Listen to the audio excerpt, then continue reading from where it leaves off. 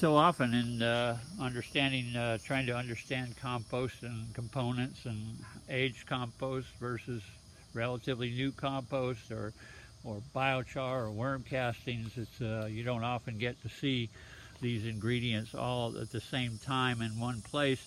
And I wish you had the opportunity to stick your hands in it, because that really transforms things. So anyway, I've got 5 different samples of things. This is, of course, is the biochar. It's a product I can get at the local store. There's perhaps higher quality biochars, but this is a good one, rather inexpensive, and perhaps it might be as much as 20% incorporated into your compost pile. You even talk about capping the top of your compost to stop the off-gassing, a little bit more environmentally correct.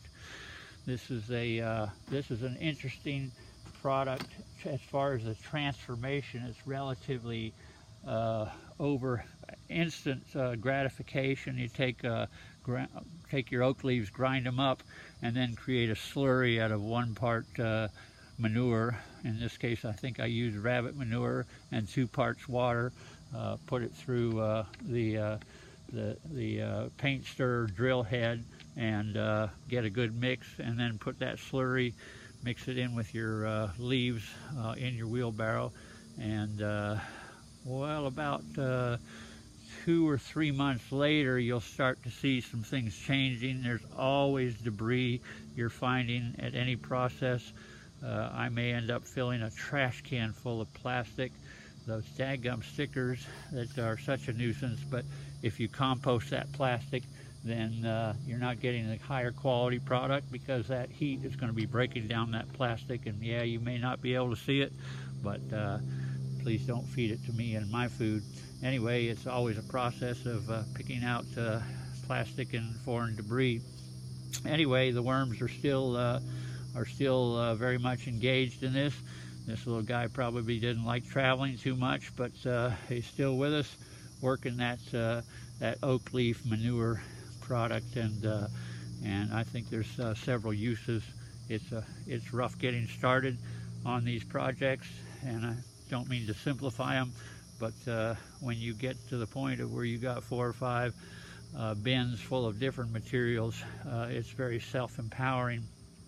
Here is biodynamic compost with same basic vegetable matter, leaf matter, fruit, and I've used, of course, the 5 biodynamic preps on this. This is approximately 3 months old, made in I believe March 14th, and so you know, you're not going to find that at your $20 a yard box stores.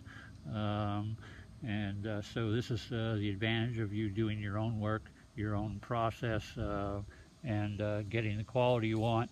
Here we have humus. This is the same compost, only it's left in the bin for 9 months. You can see the sort of granulated humus particles. Actually, you can tell it's humus in a couple ways. If you squeeze it like that, it holds its form, you know, and often you can drop that in a thing of water and it'll hold its form. It's not going to be real interested in falling apart. Actually, what you have are these particles that are about the diameter of a stick of spaghetti, and they glue together. The humus does. It's a non-water soluble food source for the plants, or the microbes around that work in relationship with the plant roots. So that's a very textured thing. Over here we have worm castings. You can see it's more of almost like a little sandy particle. Hard to imagine a whole bunch of little worm poop in there. So quite a bit of difference between humus and worm castings.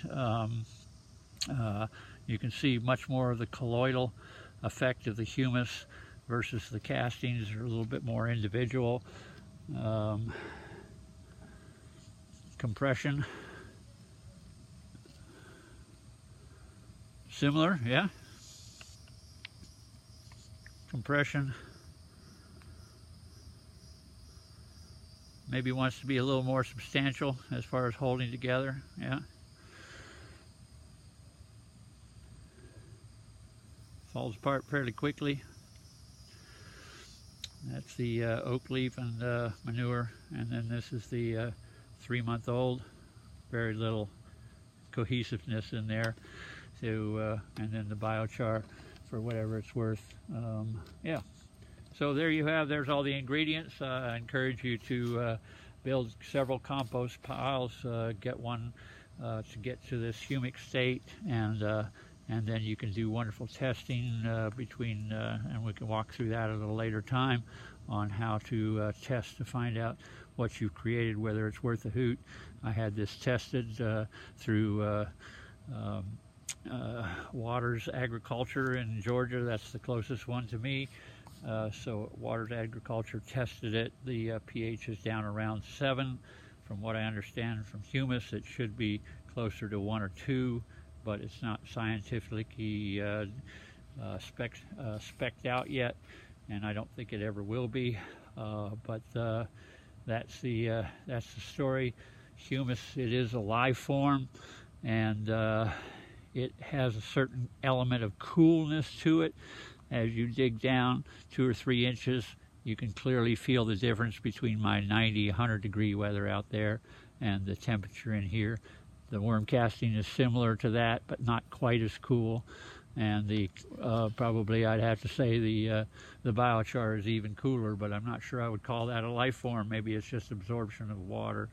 Who knows? But this humus is a delightful product to play with, and created quite a stir at the Florida Organic Growers Summit on July 28, 2018.